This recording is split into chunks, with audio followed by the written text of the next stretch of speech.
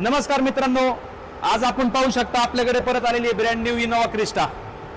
या क्रिस्टामध्ये तुम्ही पाहू शकता पाठीमागून गाडीने डॅश दिल्यामुळे हा जो बंपर आहे ज्याला गार्ड बोलतात तो पूर्णपणे आतमध्ये, हा पाठीमागचा बंपर आहे तो पूर्णपणे आतमध्ये कस्टमरला आपल्याला एकाच दिवसात गाडी बनवून द्यायची आहे। तसंच मित्रांनो तुम्ही पाहू शकता पाठीमागचं म्हणजे कस्टमरला काम करायचं होतं, कस्टमर बोलले की पाठीमागचं काम करता करता पुढचंही काम व्हावं, तर पुढचाही बंपर पूर्णपणे स्क्रॅच झालेला होता। आता तोही बंपर आपण पेंट करणार आहे। तुम्ही पाहू शकता हा बंपर पूर्णपणे स्क्रॅच आहे, तसंच या साईडला पण आहे।